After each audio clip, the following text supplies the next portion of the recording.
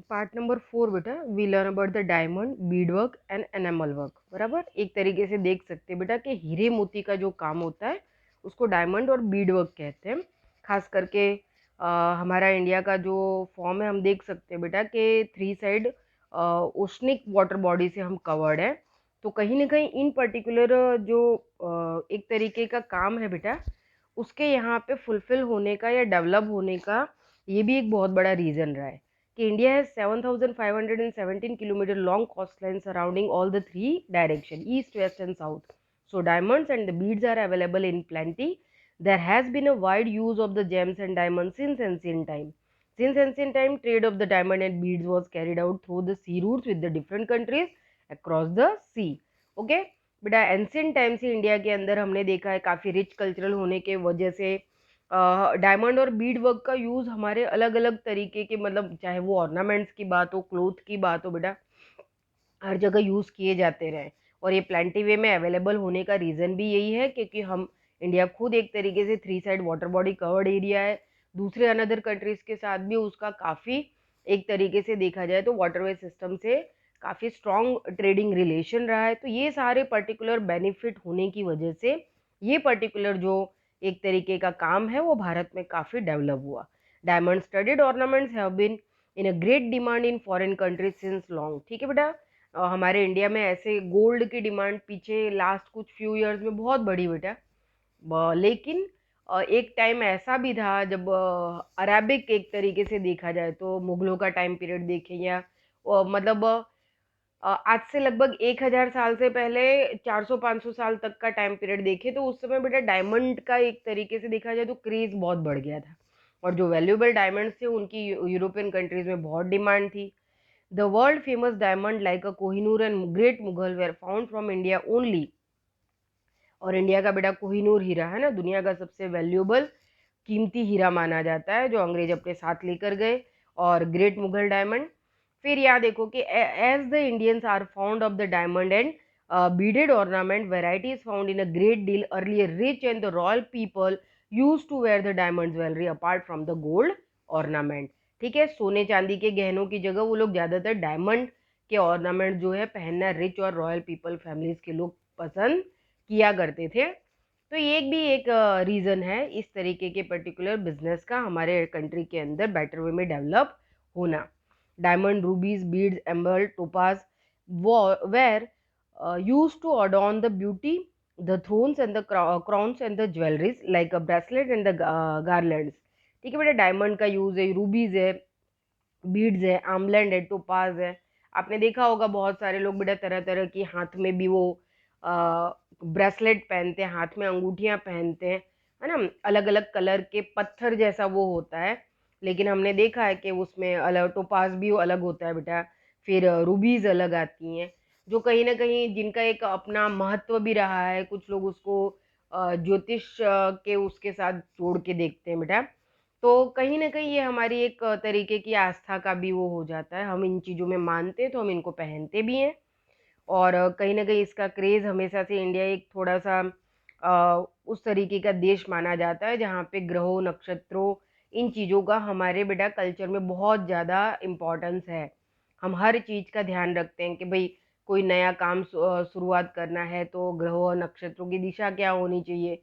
जैसे अभी भूमि पूजन हुआ तो देखो कितना प्रॉपरली 12:44 के टाइम पे 8 सेकंड उसके बीच में कुछ उस टाइम पीरियड में 1 मिनट में कुछ 36 सेकंड या 32 सेकंड का वक़्त ऐसा था जो बहुत अभिजीत मुहूर्त का था। तो आप सोचो कि हम कितना इन चीज़ों के साथ जुड़े हुए हैं। बराबर, घर में कोई पूजा-पाठ करवाना है या कुछ भी है तो भी हम ग्रहों नक्षत्रों की दिशा का ध्यान रखते हैं, दिन का ध्यान रखते हैं।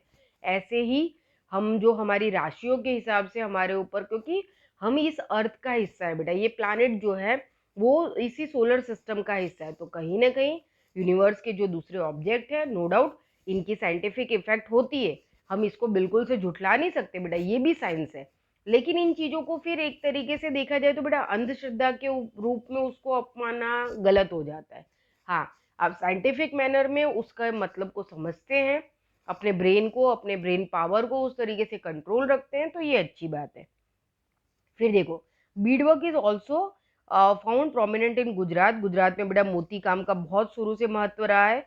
द ब्यूटीफुल बीड, तोरण, पंचित, पॉट्स, बारी, डोर ग्रिल्स, फ्रेम, चकड़ा, traditional wall pieces, decorative coconut used at the time of ceremony like a लग्नना नारियल।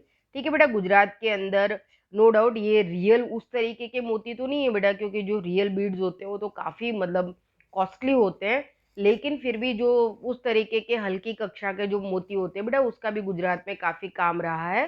छोटे छोटे आप देखो, तोरण अक्सर गुजरात में मोती से बनाया जाता है। पहले के समय में लोग अपने जो शोकेस होते थे उसमें छोटे छोटे गुड्डे गुड़िया कुर्सी मतलब फर्नीचर का अलग अलग हिस्सा, इंस्ट्रूमेंट्स है, उनको मोती से गढ़ गढ़ के बनाते थे बेटा, जिससे क्या होता था बड़ा मतलब कलरफुल और एकदम सुंदर सा लगता था। ज्यादातर पहले के समय में लोग, जैसे आज हम अलग अलग चीजें ला के रखते हैं अपने हाउस के कॉर्नर्स में, शोकेसेस में, ठीक है, तो उस समय भी ये एक चलन रहा था गुजरात में। खास करके तोरण और चक्रास का बेटा काफी इंपॉर्टेंट रहा है, अभी भी है ये चीज। तो अभी भी हम दिवाली अब जब अगर आएगी देखो, तो दिवाली के टाइम पे ज्यादातर गुजराती फैमिलीज हैं बेटा, उनके घरों पे तोरण लगाए जाते हैं। तो तोरण में हमने देखा है मोती के तोरण होते हैं बेटा।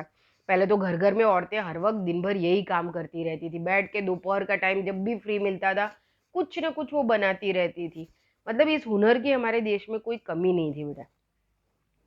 फिर यहाँ पे देखो बेटा कि ये लग्नना नारियल है ना, गुजरात में एक जो नारियल होता है बेटा, उसको पूरा का पूरा मोती काम से वो कर दिया जाता है और घड़े के ऊपर इसको रखा जाता है। फिर इंडोनी है, बराबर, एक तरीके से देखा जाए, देखो नारियल होता है पर्टिकुलर, इंडोनी आपने देखी होगी। वो इंडोने को भी क्या करते हैं कि ऐसे पर्टिकुलर उसका तरह तरह का उसमें मोती का सब काम वाम करके उसको खूब सजाया धजाया जाता है। नारियल है उसको कवर अप किया जाता है। फिर मोढ़िया बेटा, जैसे वो बुलॉक और mouth of bullock and horns, ठीक है, एक तरीके से देखा जाए तो बेटा ये जो एनिमल्स होते हैं उनका आगे का आपने देखा होगा, गांव में बैलों को खूब सजाया जाता है, उनके सींग के ऊपर भी बहुत सारी ऐसी डेकोरेटिव चीजें बांधी जाती हैं, उनके मुंह पे बांधी जाती हैं, है ना। गले पे भी आपने देखा होगा वो बड़े घुंघरू वाला होता है, तो उसके लिए भी वो लोग बेल्ट बनाते हैं, वो बेल्ट भी मोती का बना रहता है। आप ये तरणेतर फेयर वगैरह में देखो, वहुधा फेयर में जो एनिमल्स फेयर होता है उसमें भी देखोगे बहुत सारा मोती काम किया हुआ अलग अलग चीजों से एनिमल्स को सजाया जाता है। Animals back cover like a jewel etcetera are netted in a unique artistic way. ठीक है, एनिमल्स का जो बैक कवर है बेटा और जो बैठने वाला पर्टिकुलर सीट होता है उसको भी बेटा अच्छे से डेकोरेटिव वे में सजाया जाता है मोती काम करके। India has been a leading country in a jewellery since time the immemorial. India is only the country in the world where expertise can be seen in enamel work. Apart from the gold and silver work, enamel work means the artistic skill of inlaying the bright colors like a red, green and blue in gold, silver ornaments. Enamel करना यानी कि बेटा एक तरीके से जड़ना, एक particular form है, physique है, उसके अंदर रेड कलर के, ग्रीन कलर के, ब्लू कलर के एक तरीके से जो है बेटा पत्थर होते हैं, उनको एक तरीके से उसमें जड़ा जाता है। आपने आपके घर में आपके मदर के पास भी सोने चांदी के ऐसे दागिने होंगे बेटा, उसमें अलग अलग कलर का आपको दिखाई देगा, है ना, डिजाइन्स बनाने के लिए उसको सजाया जाता है उन पत्थरों से। रिंग्स में होता है, चैन के अंदर होता है, ईयर में भी होता है, बहुत सारी चीजों में। यहाँ पे लिखा है कि ring, bangles, earring, key chain, chain etcetera. Expert from the enamel work are seen specially in Jaipur, Delhi, Lucknow, Varanasi and Hyderabad. उसमें हम जयपुर को कैसे भूल सकते हैं, ठीक है बेटा, लखनऊ का, वाराणसी, हैदराबाद, दिल्ली का एनिमल वर्क। दिल्ली में तो पूरा का पूरा मीना बाजार बेटा, मुगल एम्पायर के टाइम पे ये बनाया गया था। और अकबर भी अकबर के टाइम पीरियड से था। शाहजहां भी अक्सर ये मीना बाजार, मीना मतलब मीना कारीगरी वर्क किया जाता है, आगे आएगा।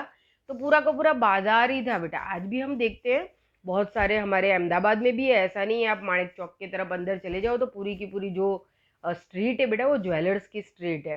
तो हमेशा से एक तरीके से मार्केट का एक पर्टिकुलर प्लेस होता था जहाँ पे इनकी दुकानें ज़्यादा होती थी, शॉप्स ज़्यादा होती थे, ताकि जो कस्टमर्स हैं उनको मतलब वो जो वैरायटीज है वो वहाँ पे दिखाई दे और वो प्रॉपरली एक तरीके से वो देखा जाए तो अपनी शॉपिंग कर पाए, अपनी मनचाही चीजें ले पाए। तो इस तरीके से मार्केट को हमेशा पहले से ही बनाया जाता था बेटा। तो पूरा का पूरा दिल्ली का जो आप देखोगे मीना बाजार, तो अकबर के टाइम से काफी फेमस रहा है, अभी भी लोग जाते हैं वहां पे, तो वहां पे इसी तरीके के ऑर्नामेंट्स मिलते हैं। ओके, अब लास्ट में इधर देखते हैं बेटा कि जरी work. Zari work is seen in India since ancient time. Golden and silver threads are woven with the clothes and embroidery is done with the gold and silver thread to decorate the clothes. जरी बेटा आपने देखा होगा वो थोड़ा सा metallic एकदम silver colour का होता है, लेकिन रियल जरी होती है ना बेटा वो चांदी की वर्क होती है। चांदी होती है, उसको घिस के उसका जो बेटा एक तरीके से पाउडर जैसा वर्क निकलता है। गुजराती में इसको वर्क या बरक पता नहीं ऐसा कुछ कहते हैं, प्रॉपरली वर्ड नहीं पता मुझे, पर मैंने जहाँ तक सुना है शॉप जो कीपर्स होते हैं बेटा साड़ी वाड़ी बेचने वाले, वो कई बार बताते हैं ऐसा कि भाई जरी काम किया हुआ है, चांदी नो वर्क छे, बराबर, तो हम इसको समझ सकते हैं। पर रियल जो जरी होती है बेटा वो तो उसकी होती है। अभी जो आर्टिफिशियल वो आप लोग प्रोजेक्ट में 5 रुपये 10 रुपये का छोटा सा डिब्बी में लेकर आते हो, वो नहीं बेटा, वो तो एक तरीके से मेटलिक फॉर्म में उसका पाउडर होता है, उसी से बनाई जाती है। लेकिन रियल जरी काफ़ी महंगी होती है, चांदी की होती है। साड़ी के ऊपर, ड्रेसेस के ऊपर, दुपट्टों में बेटा, कुर्तों पे इसका काफ़ी मतलब सजावट के लिए यूज़ किया जाता है। Surat is a prominent place for the zari work. Knitting and embroidery of the zardozi work have a unique beauty. ठीक है बेटा, निटिंग वर्क करना, एम्ब्रॉयडरी वर्क करना, जरदोसी वर्क जो चांदी का तार होता है बेटा, उस तार से जो डिज़ाइन बनाई जाती है उसको जरदोसी वर्क कहा जाता है।